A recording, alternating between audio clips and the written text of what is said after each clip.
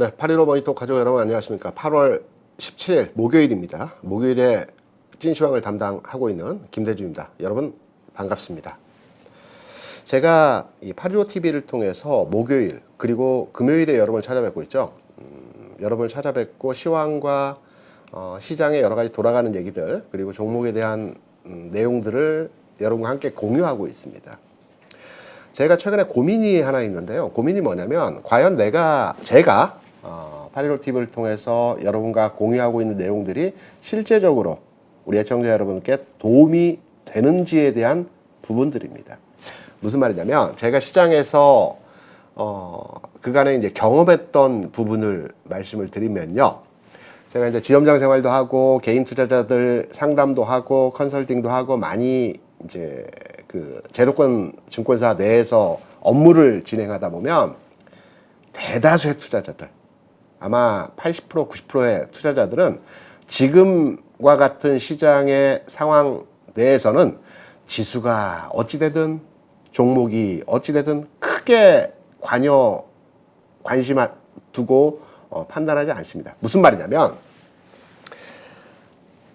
저희 8.15 가족 여러분들께서는 이제 유연하게 능동적으로 투자를 하시기 때문에 시장의 상황에 아주 가변적으로 대응을 하실 것으로 판단되고 있습니다. 하지만 개인 투자자들은 대부분의 투자자들에 있어서 주식을 일단 진입을 해서 사고 팔고를 합니다. 조금 올라오면 팔고 내려오면 다시 사고 이런 과정에서 일정 수익이 나는 흐름들을 가져가다가 일정 시점에 딱 물려버린 종목들이 있습니다. 특정 종목에 대해서. 그러게 되면 이 종목에 대해서 그냥 바이앤홀딩 전략으로 가져가는 형태이고요. 손실률이 계속해서 누적되고 확장되는 과정에서 포기를 해버리십니다. 그리고 주식 계좌의 대부분의 그 투자자들의 계좌의 상황을 보게 되면 종목 수도 많죠. 10종목, 15종목, 많게는 20, 30개 종목에 대해 투자되어진 분들도 계십니다. 그래서 시장에 대한 변화의 흐름들을 설명을 드리고 시장 내에서 움직일 수 있는 종목들을 말씀드린다 하더라도 이분들은 이러한 내용에 크게 관심을 두고 있지 않습니다. 그래서 제가 고민 끝에 시장에서 주식을 싹 밀어버릴 때가 있습니다. 그리고 시장에서 주식을 몰빵, 흔히 말해서 100%의 비중으로 주식을 실어서 가져갈 때가 있습니다. 시장이 변화하는 지점에서의 상황이죠. 그래서 오늘 시간에는 과연 최근에 증시 외적인 변수로 인해서 최근 3일 연속해서 주가 하락하는 과정에서의 상황이기 때문에 과연 지금 주식을 다 밀어버리고 완전한 현금으로 대응을 해야 되는 자리인지 아니면 시장이 좀 하락이 나왔다 하더라도 기다려보는 측면에서의 대응을 가져가야 되는지 이 두 가지 관점으로 여러분 시장을 해석해 드리도록 하겠습니다. 주식을 팔아야 할 때는요, 다 팔아야 됩니다. 무조건 다 팔아야 됩니다. 왜냐하면 손실이 났다 하더라도 이 이후의 상황 흐름에 있어서는 연속적으로 또 시간을 두고 계속해서 주가의 하락이 진행되기 때문에 팔아야 될 땐 팔아야 되는 것입니다. 그래서 지금 시장의 위치가 어느 위치에 있는지 이 부분에 대한 내용들 제가 다 맞는 것은 아니지만 저의 과거 경험과 그리고 그동안 컨설팅하고 제가 또 투자하는 입장에서 시장을 바라봤던 내용들을 기반으로 해서 여러분께 관련한 내용들을 자세하게 오늘 시간에 설명을 드리도록 하겠습니다. 그럼 오늘 여러분과 함께 살펴볼 내용에서의 주제들이죠. 시장 환경, 우리가 주식을 다 팔더라도 이유를 알고 팔아야 되겠죠. 주식을 사더라도 왜 사야 되는지에 대한 이유를 알고 사야 되겠죠. 그래서 지금 시장 환경에 대한 여러 뉴스들이 있습니다. 뉴스 이면 드러난 상황이 아니고요. 뉴스 이면에 있는 본질적인 내용을 통해서 시장에 어떠한 영향들을 미치고 있는지 여기에 대한 내용을 여러분과 함께 고민하면서 설명을 드려보도록 하겠습니다. 그리고 중국발 악재, 과연 중국발 악재 영향도가 어디까지이고 또 우리 증시에는 어떠한 그 현상으로의 움직임이 나타나는지 여기에 대해서도 설명을 드릴 거고요. 그리고 국내 증시 전망 분석 흐름 가장 중요하죠. 이 부분 함께 말씀을 드리도록 하겠습니다. 그리고 향후 시장. 주식을 만약에 다 팔 자리가 아니라면 향후 시장에 대한 관심 섹터가 있겠죠. 저는 결론부터 말씀드리면 지금 주식을 팔 자리 아닙니다. 절대적으로 팔 자리 아니라는 점입니다. 그래서 향후 관심 섹터에 대한 부분들도 설명을 드려보도록 하겠습니다. 시장의 지수, 종합지수를 좀 긴 흐름에서 캡처를 해서 여러분께 보여드리고 있습니다. 우리가 주식을 살 때와 주식을 팔 때 지수이지만 종목도 똑같은 관점으로의 대응이 가능합니다. 특정한 종목은 지수와 다르게 움직인다라고 해서 해석점을 달리 하시는 분들도 계시지만 종합지수나 어떤 개별 종목 성향의 그 흐름이나 동일합니다. 동일한 흐름으로 적용하시면 될 것 같고요. 우리가 그러면 주식을 언제 팔고 언제 사야 되는지에 대한 부분을 제가 간략하게 이 화살표로의 그 내용으로 표기를 해 봤습니다. 주식을 여기에 사고 여기에 판다라면 정말 절대적으로 수익률을 최대로 배가시킬 수 있는 투자라고 볼 수가 있겠죠. 하지만 운입니다. 이건 행운입니다. 분석을 잘해서 최바닥의 저점을 잡을 수도 있겠죠. 하지만 이건 행운이라고 보고 있고요. 주식은 정석대로의 투자를 하셔야 되는 겁니다. 정석대로의 투자라고 한다면 여기서 매도이죠. 왜 매도이냐? 최근 내에서의 주가 상황에서의 흐름에서 이전 저점의 흐름을 붕괴시키는 상황에 가격 하락이 나타났습니다. 이럴 때는 기계적으로 추세가 전환되었다라고 판단해서 매도해야 되는 겁니다. 전량 매도 이후에 다시 시장에 대한 대응을 짜야 되는 것입니다. 지난 저점의 흐름을 깨는 지점에서의 흐름, 특히 고점 부근에서 봉이 3개가 나타나는 헤드 앤 숄더형의 모습이 나타났죠. 그리고 주가 하락하면서 이 과정에서의 추세 붕괴, 전 저점을 깨는 부근에서의 지점, 이때는 매도입니다. 그리고 언제 매수를 하느냐, 이 바닥에 산다라면 좋겠지만 이후 반등이 나타나죠. 반등이 나타나는 과정에서 이전에 아주 기본적인 내용입니다. 이전의 고점 부근을 상향 돌파하는 흐름에서의 모습이 나타날 때 매수합니다. 매수하고 단기 내에서의 흐름이 조정이 나타날 수 있겠죠. 하지만 추세가 전환됐다는 겁니다. 흐름이 바뀌었다는 거죠. 패션이 바뀌었다는 지점으로의 흐름으로 판단해서 이때 매수하는 겁니다. 기다립니다. 추세가 깨질 때까지.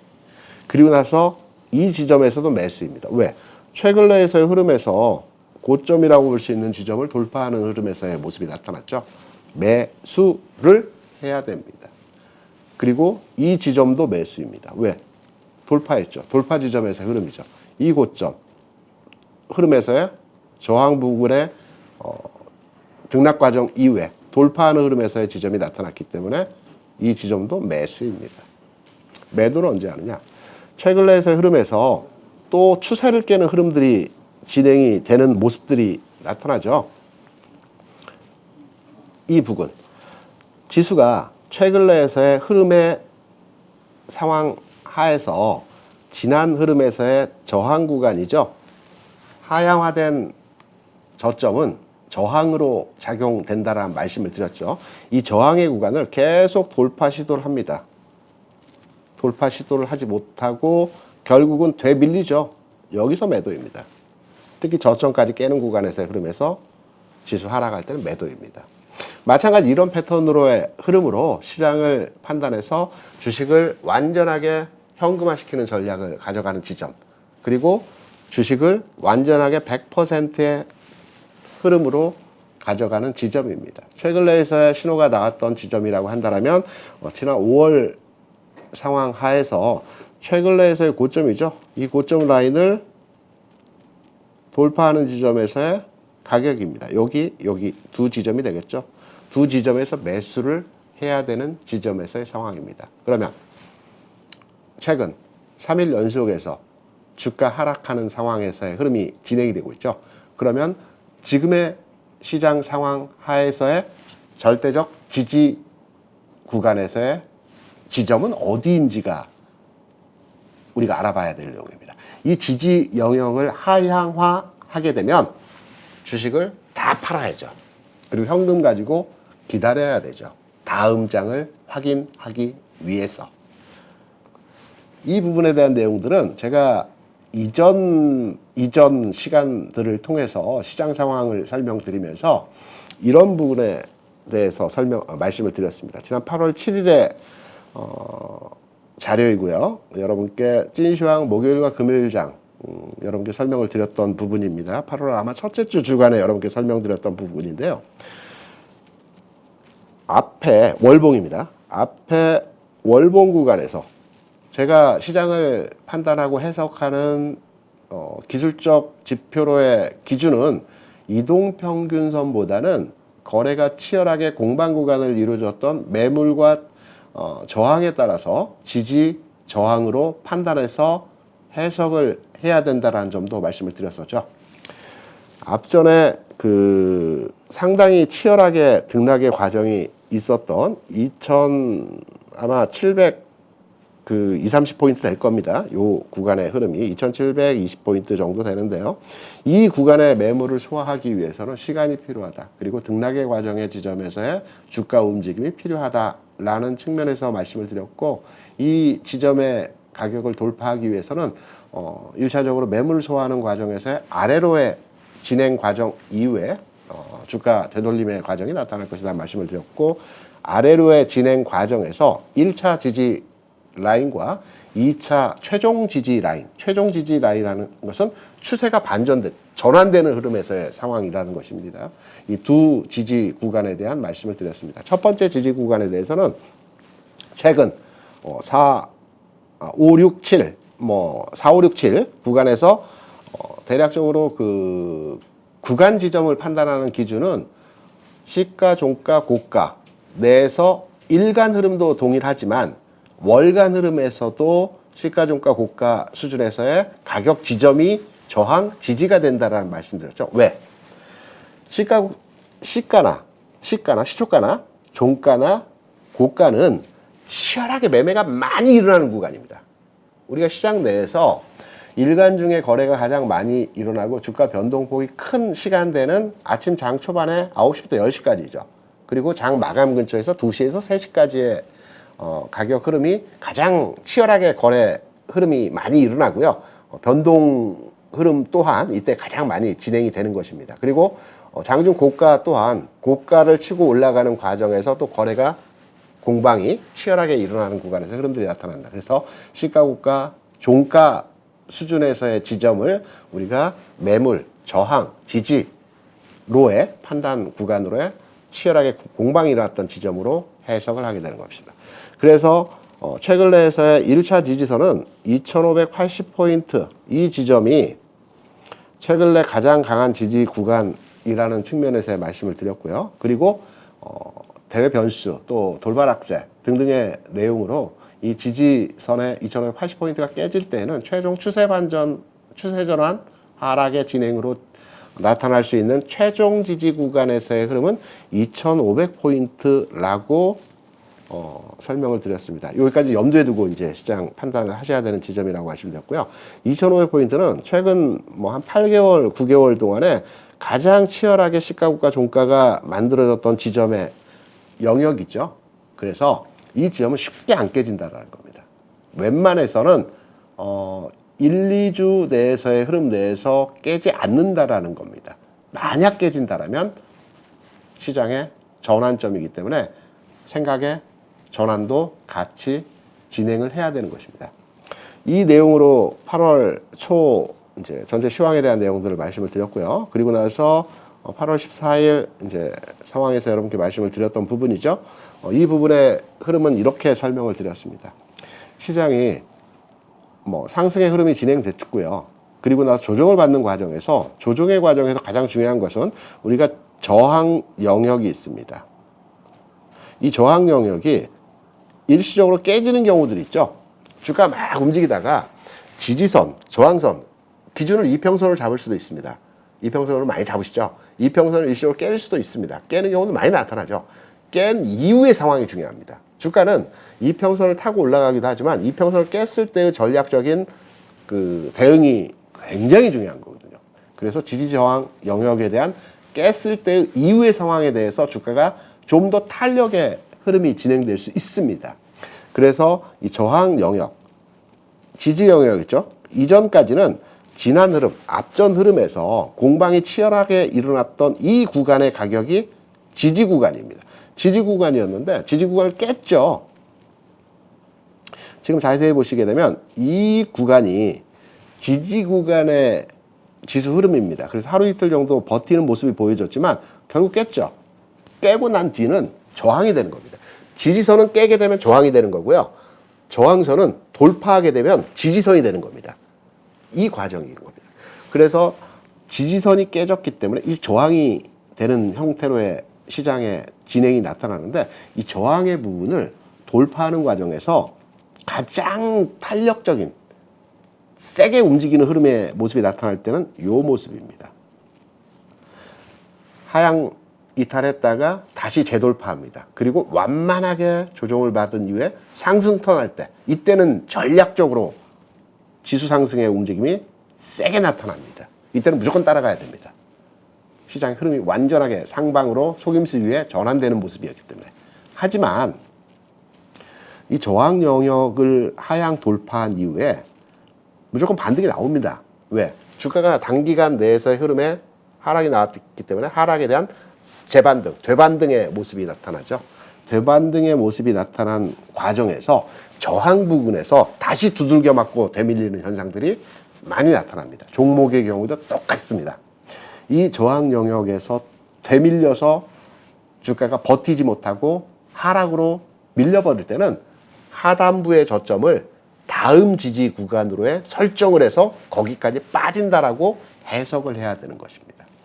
그래서 이게 아마 지난주 주 8월 14일이니까 지난주 흐름에서의 상황인 겁니다. 장중에 물론 이날 아래 꼬리를 달긴 했지만 주가가 최근 내에서의 저항 구간에 되밀리는 현상에서의 모습이 나타났기 때문에 반락한다고 하죠. 이 패턴이 나타났기 때문에 이렇게 설명을 드렸습니다. 현재의 시장 진행 흐름은 저항 영역을 두고 등락 과정 이후에 반락하는 경우 이때 당일 낙폭을 줄이거나 다음 날 이길 반등을 하더라도 다음 지지 구간까지의 하락 이후에 올라오는 과정이 나타날 것이다. 그래서 능동적으로 투자하시는 분들은 매도하고 다시 잡아도 되겠지만 이 시장 흐름에 대한 진행 방향에 대해서 우리가 앞서 말씀드린 2,500 수준까지 내려갔다 올라와야 된다는 부분으로 시장에 대응을 하셔야 된다는 메시지가 이 8월 14일의 메시지입니다. 이날에. 아래 꼬리를 달거나 다음날 반등을 주더라도 저항에 대해서 두들겨 맞는 흐름에서의 모습이 나타났기 때문에 이 과정에서 저항 구간을 바로 돌파하는 흐름으로서의 시장이 추세 전환이 나타날 수가 없다. 내려갔다 와야 된다.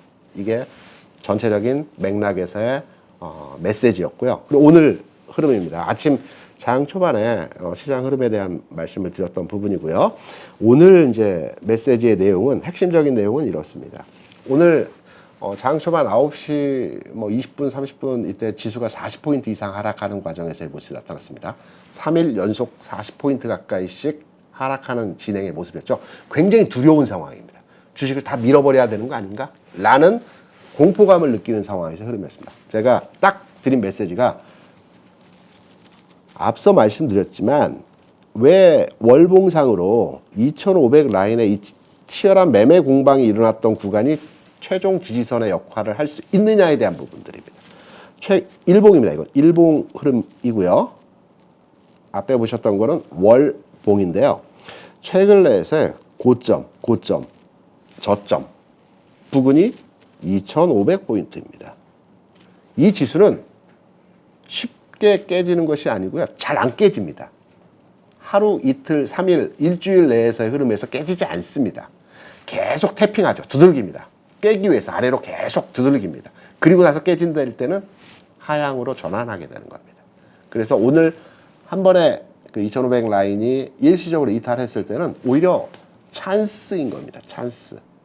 그래서 드린 메시지가 앞서 말씀드린 내용은 이 상단부에 있는 내용은 저항에 대한 해석점이죠. 지수가 움직이다가 지지선을 깨고 내려왔을 때 이렇게 가느냐 아니면 두들겨 맞고 내려가느냐 이 두 가지 지점에 대한 해석입니다. 오늘은 이 8월 14일의 내용과 정반대의 내용입니다. 오늘은 지지에 대한 영역에 대한 해석입니다.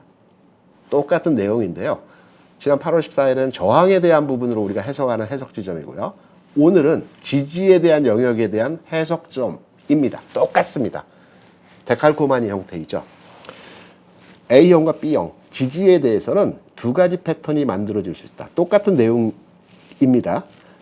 A형은 일단 2500까지 내려오고 일시적으로 이탈할 수도 있습니다. 그리고 되반등이 나타나죠. 그리고 나서 눌려줄 때, 눌림목이 나타날 때 완만하게 흐르는 조정 이후에 상방턴 할 때 이때는 주식을 사야 됩니다. 가지고 있는 돈들을 투여해서 주식을 사야 되는 구간에서 흐름입니다.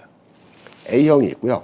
B형은 지금의 주가 하락과 되반등이 나타나는 과정이 더 빠지기 위해서 버티는 과정에서 흐름이 나타나는 B형의 모습이 있습니다. 이때도 마찬가지로 한 차례 2500 지지, 튼튼한 지지 구간에 대해서 태핑하죠. 두들기죠. 그리고 반등 줍니다. 근데 반등의 탄력이 약합니다. 그리고 이 지점 내에서 왔다 갔다 합니다. 상당 기간 동안. 그리고 나서 쭉 밀려버립니다. 이때는 지수 구간에서의 하락이 쭉 내려가서 여기까지 내려와서 다시 하향 안정화 이후에 상승 턴할지 재반락할지 이 지점에서의 판단이 가능한 겁니다. 주식을 팔아야죠. 이런 과정에서 흐름이라고 한다면. 그래서 오늘 1차적으로 2500 라인을 일시적으로 깼을 때는 사야 된다는 것입니다. 제가 판단한 시장에서의 오늘 내용은 현재 시장 지점은 단단한 지지 구간에 위치한 2500포인트 전후 지수 상황이라는 거죠. 이 당시 지수가 2483포인트였습니다. 아침에. 되반등 시 강한 반등은 A형, 되반등 시 약한 반등은 B형이다. 저는 A형의 가능성에 비중을 두고 시장을 판단하다. 공격적 투자자는 현 시점 매수를 해도 괜찮다. 이게 시장에 대한 전체 흐름에 대한 오늘 장에서의 내용입니다. 오늘 이후에 반등 나오겠죠. 물론 오늘도 반등입니다. 무려 지수 저점 대비 40포인트 가까운 반등을 줬죠. 하나의 반등이라고 판단을 합니다. 그러면 A형의 시장 흐름이 나타나기 위해서는 강한 반등 이후에 쉬는 구간에서의 흐름이 나타나겠죠. 뭐 내일까지 또는 내일 조금 쉬고 월요일 흐름까지 반등 진행이 나타나야 되겠죠. 강한 장이라면. 화요일까지도 나타날 수 있습니다. 중간에 하루 정도 눌림목이 나타날 수도 있겠지만 기본적으로 2, 3일 차 흐름을 두고 반등세가 진행됩니다. 그리고 나서 완만하게 눕는 걸 확인해 보시기 바랍니다. 그리고 나서 다음 주 후반이든 아니면 그 다음 초반이든 상승 턴할 때 턴의 탄력과 각도, 제가 물론 다음 주에 또 진시황에 나오기 때문에 그 시간에 여러분께 다시 한번 시장 상황에 대한 흐름들을 설명드리겠지만 이 상승 턴의 과정에서 탄력도를 확인해서 주식을 사야 되는지 아니면 이 과정에서의 모습이 나타나서 주식을 다 팔아야 되는지 확인, 결정 가능한 것입니다. 이러한 내용으로 시장 흐름에 대한 전체 분위기의 내용을 말씀을 드렸고요. 지금 시장에서 가장 큰 이슈라고 한다면 미국의 금리입니다. 제가 여러분께 미국 금리를 말씀드릴 때 기준금리가 아니고요. 연준에서 올리는 기준금리가 아니고요. 시장에서 실제 통용되는 금리가 중요하다라는 말씀드렸죠. 이 통용되는 금리의 기준은 미국은 10년 만기 국채 수익률이고요. 우리나라는 3년 만기 국고채가 기준이 되는 상품의 금리입니다. 미국의 금리가 최근에 7월 중순까지만 해도 3.6% 금리였습니다. 비교적 안정화된 금리 수준에서의 상황이었죠. 한 2주, 한 열흘 좀 넘는 기간 차에 3.6%의 금리가 4.25까지 급등했습니다. 3.6의 금리가 4.25까지 올라갔다는 건 엄청난 상승입니다. 이런 상승이 1년에 한 번, 많아야 두 번입니다. 안 나타나는 경우들도 있습니다. 최근에 미국 금리 가파른 상승의 기울기는 잘 나타나지 않는 상승의 기울기입니다. 왜 금리가 이렇게 갑자기 올라갈까요? 뭐 나오는 뉴스로는 연준에서 추가 금리 인상을 할 수도 있다. 추가 금리 인상을 해봐야 올해는 한 번입니다. 내년에 한 번 정도 할 수 있겠죠. 그래봐야 0.25겠죠. CPI, 소비자 물가지수, PC 다 안정화됐습니다. 9% CPI에서 3%까지 내려와서 3.2%, 3% 내외에서 움직입니다. 물가는 9%에서 3%까지 내려와 있는 상태입니다. 그렇다면 지금 금리를 과거와 같이 0.75씩 이렇게 연속적으로 올릴까요? 아닙니다. 올려봐야 한두 번. 그래봐야 한두 번인 상황 하에서 왜 실제 시장에서의 금리는 이렇게 막 올라갈까요? 안정화된 물가 아직은 높다 하지만 그래도 작년 대비해서 상당히 물가 안정화되어 있는 추세인데도 불구하고 왜 금리를 올라갈까요? 연준의 의도입니다. 글로벌 금융 시장에서 가장 파워 있는 집단이 연준 아닙니까? 미국 아닙니까? 미국이 자국이 도모하는 금융시장의 방향성에 대해서 계속 만들어 갑니다. 제가 미국이 달러를 발행하는 과정에서의 내용을 이미 이 시간을 통해서 여러 차례 말씀드렸죠. 미국은 지난 팬데믹 상황 하에서 유동성을 이제 시장에 공급하는 과정에서 무려 4,500조 원을 무상으로 시장에 공급을 했습니다. 기업에 대해서는 회사채를 발행을 해서 기업의 회사채를 사줬고요. 그리고 나서 회사채를 소각해버렸습니다. 그러면 실제적으로 기업에 돈을 준 것과 똑같은 효과를 볼 수 있겠죠. 은행에 대해서는 은행채를 사줬습니다. 은행채를 사주게 되면 은행은 돈이 들어오기 때문에 그 돈을 신규 대출로 고객들에게 대출을 실행할 수 있겠죠. 그럼 금리가 낮아집니다. 그리고 은행채를 소각해버렸습니다. 은행 건실해지죠. 개인들에게 어떻게 했습니까? 지원금을 줬는데요. 제 친구가 미국에 사는데 팬데믹 이후에 이제 지원금이 어느 정도 수준에서 줄었는지를 이제 얘기를 해주는데 주간 단위로 정부에서 600불에서 800불 정도 줬다라고 하더라고요. 그러면 700불로 평균치를 잡아서 한 400만 원을 매달 준 거죠. 매달. 그리고 기업으로부터도 소득의 반절 정도를 받았다고 합니다. 그래서 일을 하지 않고 집에 있는 재택 근무 기간에도 700~800만 원의 수입이 발생을 했다라고 해요. 정부에서 개인에게 300~400만 원의 지원금을 계속적으로 주정부와 중앙정부가 계속적으로 줬던 겁니다. 이 돈은 무상으로 줬던 거예요. 이 돈이 4,500조 수준에서의 유동성을 시장에 공급을 했습니다.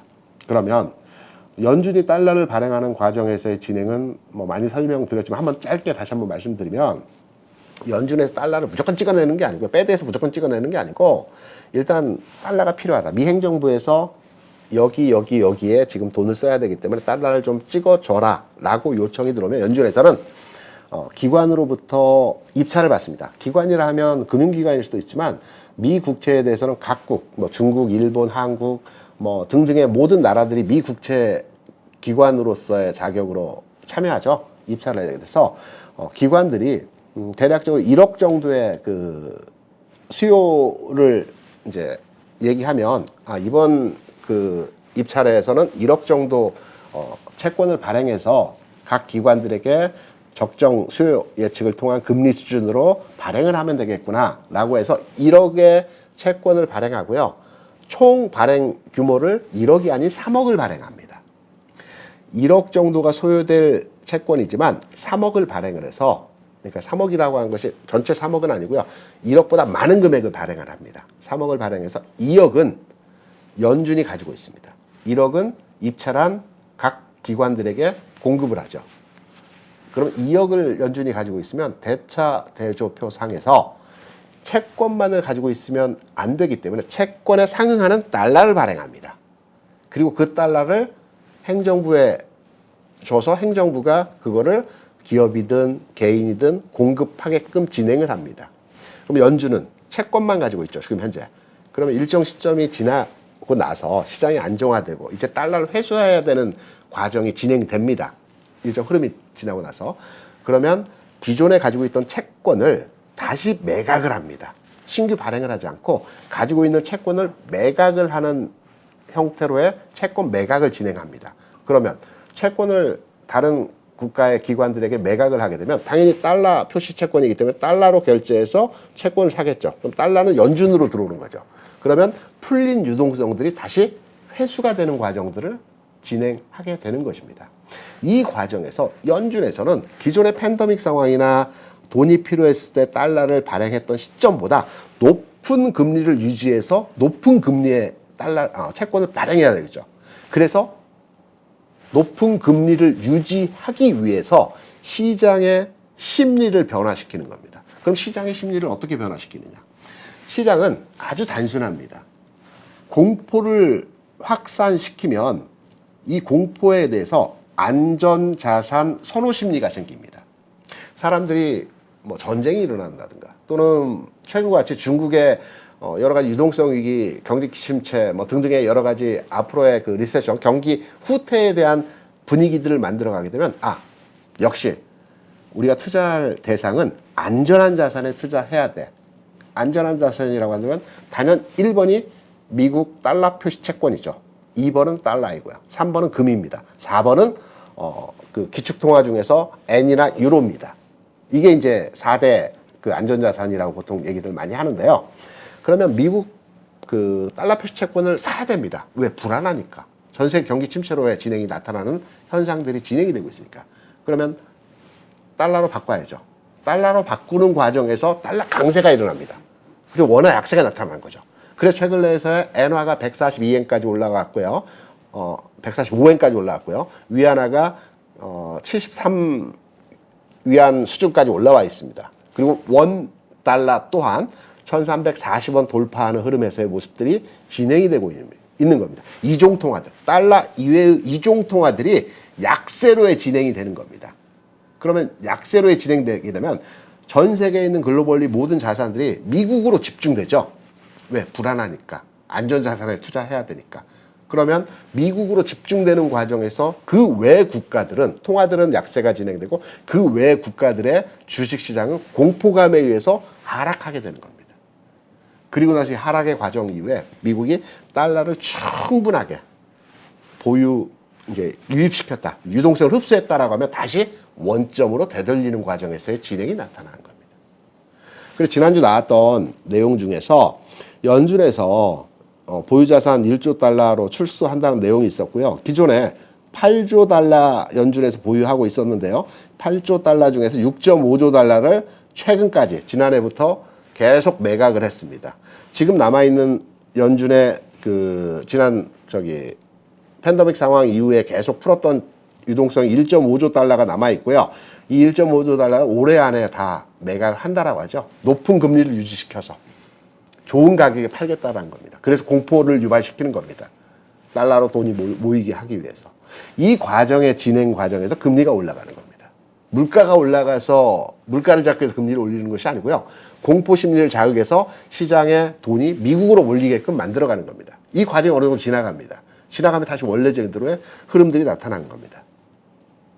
왜 원래대로의 흐름이 나타날 수 있다는 거에 대해서 자신감을 갖고 여러분께 말씀을 드리냐면 오늘, 어제 미국의 경제 지표들 많이 나왔습니다.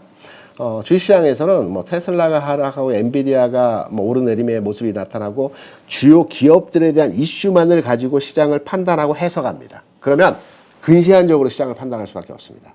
경제 지표와 시장의 경제 성장률을 보고 넓게 시장을 판단하고 그 다음에 업종이나 종목이나 섹터에 대해서 분석을 해야 되고 그 다음에 종목으로 들어가야 된다라고 해야 말씀을 드렸고 이렇게 해야 좀 더 정확하게 안전하게 확실하게 투자할 수 있는 방법에서의 수단이라고 말씀드렸죠. 최근에 미국에서 나온 지표들을 살펴보게 되면 소매 판매 0.7% 이게 아마 그제 나온 데이터입니다. 0.7% 성장했고요. 이 0.7% 증가가 어느 정도이냐면 2021년 4월 이후에 최대폭입니다. 그리고 아마 6개월 연속해서 소매 판매 증가입니다. 소매 판매는 뭐냐면 소비가 계속 늘어나고 일반 소비자들이 소비를 계속 늘리고 있다는 거죠. 미국 소비 국가입니다. 소비 시장이 계속 살아나고 있고 지난 7월에는 더더욱 소비가 증가하는 과정에서 좋아지고 있다는 거죠. 오늘 나온 내용입니다. 산업생산입니다. 산업생산은 뭐냐면 기업들이 산업활동을 하는 지표입니다. 쉽게 말해서 이 산업생산도 시장에서 예상하기로는 대략 아마 0.4%,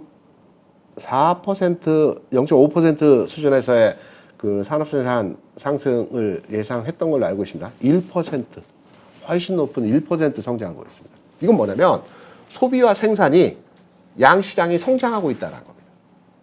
그리고 또 여기에 오늘 나온 데이터 미국의 GDP 성장률 3분기 5.8% 성장한다는 겁니다. 지난 2분기에 미국 성장률이 2.4%였고요. 2.4%도 이제 미국 경기 살아난다 라고 인식했던 부분의 데이터입니다. 3분기 5.8%. 미국 경제는 하반기로 갈수록 굉장히 좋아진다는 거죠. 이 내용들이 어제 오늘 사이에 나온 지표들에 대한 내용들입니다. 우린 종목에 대한 내용들, 중국 시장에 대한 이슈만 계속 뚫어져라고 시장의 그 뉴스를 읽어가고 있지만 전체 이런 흐름에서의 내용들은 우리가 다른 그 시각으로 보는 관점으로 지금 진행이 되고 있다는 이게 시장의 뉴스에 나온 내용의 이면들을 읽어가는 겁니다. 그럼 연준에서 의도한 대로 채권을 다 발행하고 나면 미국의 경제 성장 하반기 굉장히 좋아질 것이다. 지금 미국에 다시 연착륙이 진행되면서 이제 상승으로 전환되는 과정이다. 이러면서 또 상승하겠죠. 그리고 뒤늦게 각국의 시장들이 따라가겠죠. 이런 모습에서의 내용들이 최근 내에서 나온 시장 상황에 대한 흐름과 내용의 진행이고요. 그래서 오늘 아침에 제가 이제 매주 월요일 날 아침에 시황을 여러분께 미국 시장에 대한 내용들을 말씀드리는데 앞서 말씀드린 내용에서의 그 흐름을 오늘 장전 이제 미국 시장 내용들을 판단해서 말씀드렸던 내용입니다. 미국 경제는 양시방 회복되고 있고 시황에서는 FOMC 의사록에 대해서 많이 주안점을 둬서 하락의 원인을 찾았습니다. FOMC 의사록이요. 이전에 5월에도 6월에도 7월에도 나왔던 내용은 똑같았습니다. 데이터를 봐야 된다. 물가 여전히 높다. 고용은 점차 완화되고 있다. 세 가지입니다. 근데 시장에서는 물가 여전히 높다에 포커싱 되어져서 금리가 더 올라갈 것이라는 것으로 이 시장 분위기가 잡혀버렸습니다. 내용은 똑같았음에도 불구하고. 이런 내용 그냥 스킵하셔도 원래 되는 내용입니다. FOMC 의사록 이런 내용들. 앞서 말씀드렸던 미국의 금리가 올라가고 있는 상황에서 흐름이죠. 4.3%까지 올랐는데요. 말씀드렸죠. 연준이 의도한 내용의 흐름이라고요. 이러한 과정에서 각국 통화들이 지난 고점들이죠. 미국의 금리가 지금 4.25인데요. 지난 고점이 4.3입니다. 그리고 각국 통화들이 7.32원, 150엔, 우리는 1444원이죠. 이 흐름의 고점의 흐름으로 계속 진행이 되는 과정에서의 상황이 나타나고 있는 겁니다. 여기에 이제 전체 시장에 대한 내용들을 말씀드렸는데 앞서 말씀드린 내용에 대한 텍스트로의 그 내용이고요. 기간차는 이제 이 내용을 제가 쭉 리뷰해드리기보다는 한번 제가 요거를 지워드릴 테니까 캡처하셔가지고 한번 읽어보시기 바랍니다. 기본적인 내용이니까 핵심만 말씀드리겠습니다. 핵심만 말씀드리게 되면 시장은 안정화 단계, 하락이 어느 정도 단계적으로 오늘까지 진행이 되겠지만 안정화 단계 이후에 경기 회복에 대한 이슈가 부각될 거고요. 미 경제 팬데믹 경기 회복이 되면서 경기 민감주로의 종목의 흐름들이 연쇄적으로 나타날 것이다. 이게 핵심적인 내용입니다. 그래서 요 내용은 한번 읽어보시고요. 캡처하셔가지고 읽어보셔가지고 요 내용의 흐름으로 이제 이해를 하시면 될 것 같고 가장 중요한 중국의 이제 최근 컨트리 가든인가요? 미국 위안에 대한 우려가 제기되고 있죠. 2021년도에 우리가 이제 헝다그룹 많이 들어보셨을 겁니다. 헝다그룹이 지금 파산했지만 과거에는 중국 내에서 부동산 제1위 기업이었습니다. 지금은 미국 위안이 1위죠. 헝다그룹이 그 당시에 부채 규모가 355조 원이었습니다. 미국 위안이 지금 현재 250조 부채 규모입니다. 이게 이제 주로 주택과 관련된 부동산 운영한 기업들이고요. 중국 같은 경우에는 부동산 그러니까 시장에 대한 전체 경제에서 차지하는 비중이 GDP의 30%입니다. 굉장히 크죠. 그래서 부동산 경기가 위축되면 중국 경기가 위축되는 게 당연합니다. 우리와 일본은 부동산 시장 규모가 전체 GDP 한 20% 정도 됩니다. 10% 차이가 굉장히 큰 겁니다. 그래서 중국은 부동산 경기가 침체되게 되면 중국 경기가 이제 침체 과정에서의 흐름으로 진행될 수밖에 없는데요. 우리 여기서 하나 잘 판단해야 될 부분이 있습니다. 중국의 주택 관련한 부동산 시장은 당분간의 영역에서 살아나기 쉽지 않을 겁니다. 우리도 그러한 부분에 약간 동의하죠. 그러면 중국에서 경기 부양을 하기 위해서 어떤 방식에서의 상황을 카드로 쓸지에 대해서는 주택과 관련된 부양책이 아니고요. 개발과 관련된 부양책에 대해서 진행할 겁니다. 여러 중국의 이제 그 SOC 관련된 그 사업들이 있습니다. 그 중에 가장 큰 게 이제, 동서수계? 그러니까 동쪽 라인에 있는, 우리나라 연계되어 있는 그 동쪽 라인 해변에 그 산업 생산 시설들이 다 이쪽에 있습니다. 왜냐하면 이쪽에 그 발전 시설들이 다 있죠. 우리 서해와 맞닿아 있는 이 상해에 있는 중계 동쪽 라인. 이쪽에 이제 그 발전 시설이 있기 때문에 모든 생산 시설이 이쪽에 다 있습니다. 너무 치중되어 있습니다. 전력난이 나타납니다. 그래서 서쪽에는 이제 사막 지역입니다. 저쪽 그 중국의 서쪽에 중국이 그간 한 10여 년 동안 태양광, 풍력 등등의 발전 시설을 엄청나게 설비를 해놨습니다. 이쪽은 전력이 남아갑니다. 그래서 중국이 지금 추진하고 있는 내용 중에 5년, 7년 프로젝트로 동쪽에 있는 산업 생산 시설을 서쪽으로 이전한다라는 굉장히 큰 프로젝트가 하나 있고요. 이외에도 중국의 개발과 관련된 프로젝트가 많이 있습니다. 그래서 이쪽 부분을 중국은 추진할 걸로 판단이 되고 있습니다. 주택 관련해서 부양은 지금 시기적으로 맞지 않고요. 그래서 컨트리 가든 이제 이슈는 지금 한 30일 정도 유예 기간이 있죠. 왜냐하면 회사채에 대해서 상환하지 못하면 유예 기간을 디폴트 이전까지 30일 정도 유예를 줍니다. 그러면 이번 주 지난주부터 잡더라도 9월 초까지의 그 컨트리 가든이 악재로서의 영향도를 주겠지만 결국 9월 초에 악재 해소가 되는 지점에서의 상황입니다. 그럼 여기서 하나 또 중요한 게 있죠. 컨트리 가든이 만약에 디폴트 파산하게 된다면 주식시장의 영향도가 얼마나 될지가 우리가 궁금한 점이겠죠. 그러면 과거 헝다그룹에 대한 영향도를 판단해서 이번 컨트리 가든 중국 기업에 대한 영향도까지의 역산 추정한 지수의 흐름을 판단할 수 있는 내용에서의 지점입니다. 제가 준비한 자료를 보시게 되면 항생 기준으로 이제 판단해서 드리는 겁니다. 이전 헝다그룹 같은 경우는 2021년도 한 7월, 8월부터 이제 불거져 나와서 12월 말, 1월 초에 22년 1월 초에 디폴트 돼 버렸습니다. 그러니까 이때는 굉장히 길게 끌고 갔어요. 살린다, 죽인다, 살린다, 죽인다 계속 끌고 가고 시장에 이게 영향을 긴 기간 동안 줬던 기억이 있습니다. 21년 7, 8월부터 시작해서 12월까지 진행된 헝다그룹의 이슈였습니다. 이때 지수가 항생 기준으로 해서 이 구간이거든요. 대략 11% 하락을 했습니다. 그리고 기간을 길게 진행시켰기 때문에 계속 이 이슈가 부각이 되면서 시장이 움직이지 못하는 가운데 등락이었습니다. 이 하락은 22년 초에 2월 불거졌던 러시아 우크라이나 전쟁으로 인한 하락이죠. 이거는 러우 전쟁으로 인한 하락입니다. 좀 다릅니다. 시각이. 그래서 헝다그룹이 영향을 줬던 부분에서의 상황은 11%의 하락을 만들어내면서 이 지점에서의 오랜 기간 동안 시장 흐름에 영향을 줬던 부분. 그리고 지금 이 컨트리 가든 규모는 헝다그룹보다 좀 작은 기업입니다. 지금은 1위이긴 하지만 마찬가지로 11% 항생지수의 단기 구간에서의 흐름을 줬습니다. 기간차로 판단해 보게 되면 30일 유예 기간 있다라고 말씀드렸죠. 디폴트 되기까지는 물론 중간에 살려낼 수도 있겠죠. 하지만 살린다, 죽인다, 살린다, 죽인다의 과정이 한 달 동안 당분간의 영역에서 진행될 겁니다. 그래서 지수는 마찬가지 11% 빠지면서 거의 다 빠졌다. 지수가 빠져. 반등 주고 한 달여 기간이기 때문에 일정 기간 횡보 내지는 흐름이 진행되겠죠. 국내 시장. 중국과 민감한 영향권에 있는 우리나라 같은 경우에도 헝다그룹의 그 내용에 의해서 국내 시장 영향도 그 당시에 컸습니다. 그 당시에 주시장 국내 시장에서 영향 8% 하락 줬습니다. 이 구간이죠. 동일 지점에서 흐름입니다. 마찬가지로 여기는 러시아 우크라이나 전쟁 하락으로 인한 움직임이었고요. 이제 8%. 지금 주가 한번 보겠습니다.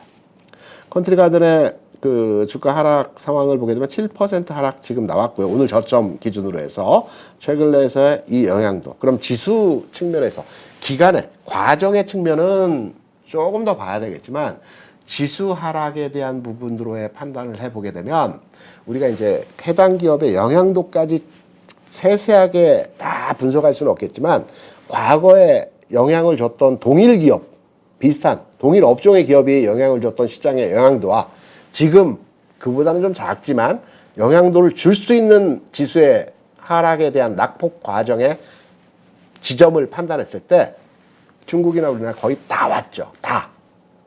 그렇다면 앞서 말씀드렸던 지수의 지지 구간이었다라고 해서 2,500포인트가 굉장히 앞선 구간에서 치열하게 매매 공방이 일어났던 지점이었기 때문에 이 지점이 궁극으로는 저점으로 판단할 수 있는, 해석할 수 있는 지점의 내용이라고 말씀드릴 수 있는 겁니다.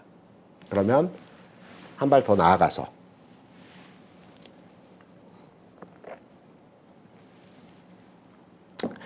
이 시장에서의 변동성 이후에 그게 뭐 내일이 될지 다음 주가 될지 아니면 8월 말이 될지 일정 시점에서의 지점 흐름이 지나고 나면 지수는 하방이 굉장히 강하게 버텨주고 있기 때문에 다시 전환한다라는 우리가 하나의 전제를 도출해낼 수 있습니다. 하나의 전제를 도출해냈고요. 이 전제를 도출해내는 과정에서 다음 흐름, 여기서 중요한 것은 제가 앞서 모두에도 말씀드렸지만 지금 내 주식은 뭐 특정하게 그 방송에 나오지도 않고 내가 가진 주식은 뭐 상당 부분 하락이 나와서 시황이나 전체 뭐 전문가들이 얘기하시는 내용의 종목과는 매칭이 되지 않는다. 그래서 나는 그냥 가지고 있겠다라고 말씀하시는 제가 모두의 앞서 말씀드렸던 부분들의 투자자 여러분께 말씀드리고 싶은 부분은 주식은 무조건 가져가시는 게 아니고요. 어느 시점에서 추세가 반전될 때 팔아야 됩니다. 손실이 났더라도. 그리고 어느 시점 흐름에서는 사야 되는 부분이 있습니다. 그렇다라고 본다면 지금 하나의 결론을 도달한 내용이 주식을 팔지 않아도 됩니다. 단 제가 여기는 이제 하나의 옵션으로 드리는 겁니다. 제 경험치를 통해서 내 계좌의 주식의 종목 수가 꽤 많고 저는 기본적으로 세 종목 내지는 그러니까 주식은 한 바구니에 담아야 됩니다. 딱 하나만. 흔히 포트폴리오 분산 그 방법으로 한 바구니에 뭐 계란을 한 바구니에 담지 말고 여러 계란을 담아라 이렇게 많이 포트폴리오 정책으로 얘기하죠. 분산하면 수익률도 분산됩니다. 주식은 집중해야 됩니다. 한두 많아야 세 종목으로. 지금 일단 계좌의 종목 수가 많다라고 한다면 종목을 줄이는 게 첫 번째고요. 잘 안 되죠. 저도 그랬습니다. 저도 과거에 이제 투자를 할 때, 개인적 투자를 할 때 어떤 특정 종목이 좋아 보여 주식을 삽니다. 그리고 그 주식에 대해서 일부 수량을 가지고 매매를 합니다. 사고 팔고, 사고 팔고, 사고 팔고, 사고 팔고. 왜? 이 비율은 낮은 금액에 샀으니까 여기서 팔고, 이 비율은 높은 금액에 샀으니 가지고 있고, 이렇게 사고 팔고, 사고 팔고 하면서 어느 순간에는 딱 물려버립니다. 그러면 그 종목은 패스. 그냥 딱 박아놓는 거예요. 또 다른 종목, 돈이 좀 있으니까 또 다른 종목을 삽니다. 또 똑같은 학습 효과에 의해서 또 저 밑에 놔두게 됩니다. 그러다 보니까 종목이 하나, 둘, 셋, 넷 뭐 이렇게 해서 많은 종목으로 숫자가 늘어나게 되고 종목 그 리스트 계좌 잔고를 보게 되면 스크롤을 여러 번 해야 하단의 종목까지 나타나게 됩니다. 그런 과정에서 나도 모르는 주식수가 변화되기도 하고요. 액면 분할도 되고 증자도 되고요. 회사 명도 바꾸고요. 몰랐던 종목들이 계좌에 있습니다. 이 종목 내 산 적이 없는데 알고 보니까 회사명 바뀐 겁니다. 이 종목은 뭐 증자, 무상 이렇게 나왔네? 나도 몰랐던 겁니다. 관심이 없던 거죠. 근데 이러한 종목들이 수익을 나기 위해서는 진짜 그 몇 년에 한 번씩 오는 아주 센 장들 있죠. 유동성 장세. 지금 유동성 장세 앞으로 오기가 쉽지 않습니다. 유동성 장세에서 모든 종목이 밀려 올라갈 때 이 종목들이 수익이 납니다. 몇 년을 기다리시거나 또 상당 기간을 기다리셔야 되는 부분입니다. 지금 압축해서 종목을 투자해야 됩니다. 그러면 과감하게 밀어버릴 필요도 있다라는 겁니다. 그리고 나서 새롭게 시작을 해보는 것도 중요하다는 거죠. 돈을 더 넣지 마세요.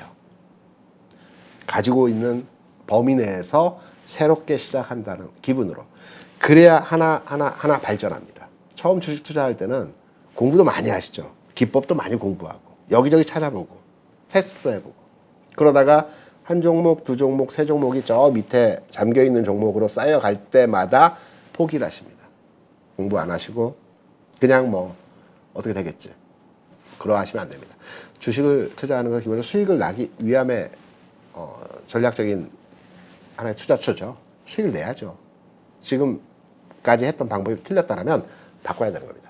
그래서 잘 되지 않으시겠지만 저도 그러했지만 한번 싹 밀어버리고 새롭게 시작하는 것도 어떤 면에서는 새로운 좋은 종목을 투자해서 그 수익을 나는 것보다는 더 좋은 방법으로의 투자 이제 습관, 뭐 투자 방법이라고 말씀드릴 수 있고요.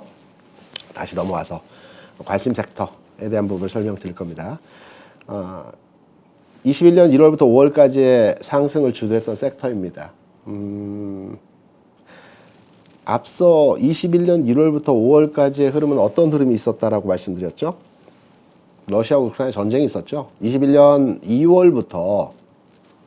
2월부터 그 러시아와 우크라이나가 전쟁 분위기로 진행이 되면서 우리 시장도 이 하락이 나타났고요. 중국 시장도 이 하락이 나타났고 미국 시장도 마찬가지입니다. 그런데 이 시점에 굉장히 강했던 섹터가 있습니다. 이게 22년 1월부터 5월까지입니다. 다른 종목들은 다 빠졌죠. 여기서 다 빠졌습니다. 하락했습니다. 그런데 이 당시에 철강 섹터는 굉장히 강했습니다. 의외죠. 왜 의외이냐? 이 앞에 헝다그룹 이슈가 있었죠. 바로 앞전에 연말까지 헝다그룹 이슈 이후에 바로 상승 흐름이 나타났죠. 지수 구간에서 흐름을 보게 되면 헝다그룹 이슈 이후에 바로 지수가 반등을 세게 주지 않았습니다. 등락하다가 전쟁 이슈로 또 빠져버렸죠. 그런데 해당 업종은 이때 강했습니다. 왜냐하면 중국 정부에서 헝다그룹, 그러니까 부동산 그 개발 업체인 헝다그룹이 디폴트 되어지면서 이 부동산 시장이 완전하게 침체로 가는 것을 이 속도 조절을 하기 위해서 부양책을 여러 가지 내놨습니다. 철강 산업에 대한 여러 가지 부양책들을 내놨어요. 이때. 왜냐하면 철강과 건설은 전후방 산업에 밀접한 연관이 되어 있는 산업 구조를 보여주고 있기 때문에 부동산 경기가 침체되면 철강 가격을 계속 띄워야 됩니다. 중국 정부에서. 왜? 중국의 GDP 30%는 부동산이라고 말씀드렸죠. 그리고 전 세계 생산되는 철강의 생산 소비가 다 중국에서 50% 이상이 나타납니다. 그래서 부양책으로 철강에 대한 부분을 가격을 좀 떠받쳤죠. 그런 과정에 철강주들이 이때 많이 움직였고요. 가벼운 철강주들이 이때 굉장히 많이 움직였습니다. 그래서 이러한 맥락에서 철강주의 흐름도 한번 지켜봐야 된다는 측면. 특히 현대제철 같은 경우는 그동안 안 움직였다가 오늘도 비교적 강한 흐름이죠. 그리고 작은 철강 회사들에 대해서는 제가 종목은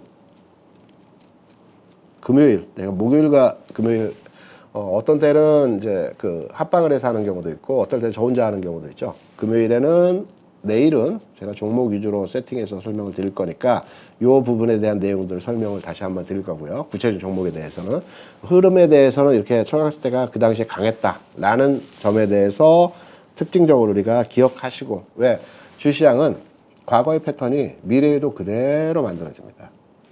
똑같은 종목이 움직이진 않지만 흐름의 모습은 동일한 패턴을 가지고 만들어지게 되기 때문에 이번 흐름에서도 유사한 형태의 가격 진행이 나타날 것 같다라는 측면에서 섹터 흐름에 대한 내용들을 말씀을 드렸고요. 에코프로죠. 에코프로가 오늘 장에서 굉장히 강했기 때문에 2차전지 소재주가 굉장히 강하기 때문에 한번 딱 점검하고 그 흐름을 말씀을 드려보도록 하겠습니다. 기본적으로 에코프로에 대해서는 제가 가지고 있는 관점에 대한 뷰는 8월 말까지는 이 등락의 과정이 진행된다라는 측면에 말씀을 드렸죠. 이게 뭐 오늘 내일 말씀을 드린 것이 아니고 이미 지난 7월 말 이제 두 번째 리바운딩 나올 때 이 흐름에 대한 설명을 드렸고 아마 지난 시간에도 말씀드렸습니다. 여기서 쌍바닥이 아니고 쌍바닥이 만들어지려면 기관차가 만들어져야 되는데 W장 상승 분위기로 시장에서 해석하는 부분들이 있습니다. 이때 많이 사라고 얘기들이 많았는데 W장 상승은 기간 과정이 1.5개월 이상 나와야 됩니다. 이 기간이. 거의 모든 종목들이 그렇습니다. 기간이 아직 충족되지 않았죠. 그래서 이 과정에서 이 관성의 법칙에서 등락이 된다는 말씀을 드렸고요. 그래서 120만 원 고점 된다는 말씀드렸고 8월 말 이런 흐름의 지점에서의 움직임이 진행된다는 말씀을 드렸는데 구체화시켜서 오늘 시점으로 한번 말씀을 드리겠습니다. 이 과정이 진행되는 것입니다. 최초 등락 이후에 제가 앞서 말씀드린 이 저점이 살아있다라면 상방 가능성이 높다라고 말씀드렸죠. 보통 저점이 이렇게 하향화되는 종목들은 이후에 가격이 하락으로 전환된다라는 측면을 말씀드렸고 예시 종목까지 지난 시간에 말씀드렸습니다. 저점이 이렇게 살아있는 과정에 등락이 나올 때는 상승으로 전환되는 과정에 종목들이 많았다라는 말씀을 드렸습니다. 그래서 에코프로든 2차전지, 특히 에코프로가 시장의 대장주이기 때문에 중요한 체크포인트는 이겁니다. 오늘 일부 상승이 나와서 110만 원 뭐 약간 언저리입니다. 그리고 내일 올라가고 다음 주 올라가서 주가가 120만 원까지 올라갑니다. 안 됩니다. 왜냐하면 올라가면 꺾여버립니다.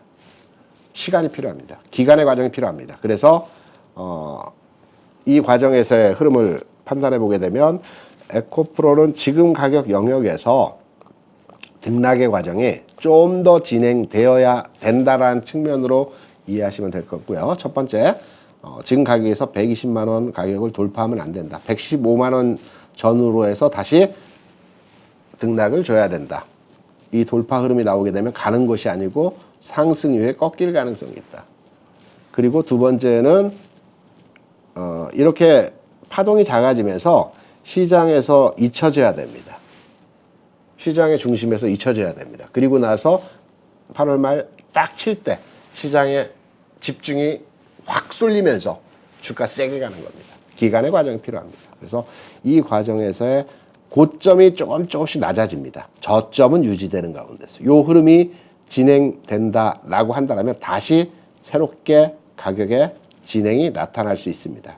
하지만 이 과정에서 앞서 말씀드린 대로 지금 바로 추가의 상승이 나타나면서 움직임이 진행된다. 그러면 짧게 가고 끝나버릴 경우가 있고요.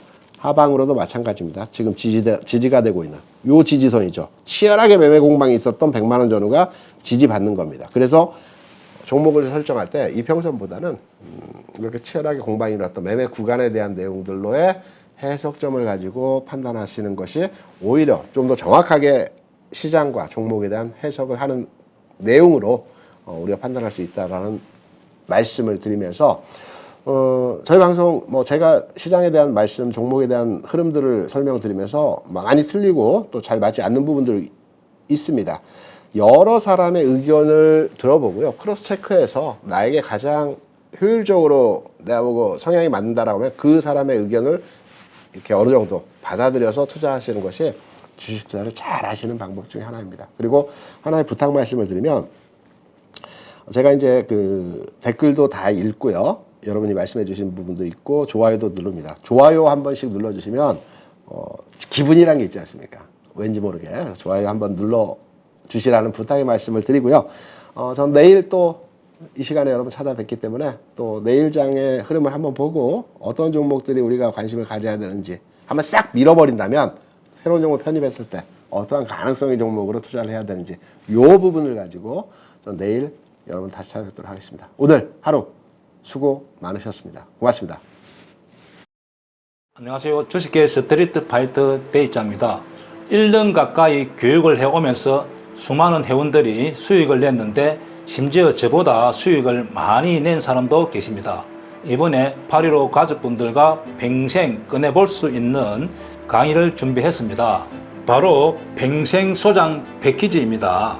패키지로 대입장의 기법을 평생 소장하면 내 것으로 익히고 화요일 저녁마다 라이브러리에 꼭 들어와 그 주의 시황과 매매 전략을 설명드리니 응용하면 큰 도움이 될 거라 생각합니다. 이 안에 들어있는 32개의 강의는 여러분들이 언제든지 볼 수 있도록 말 그대로 평생 볼 수 있는 거죠.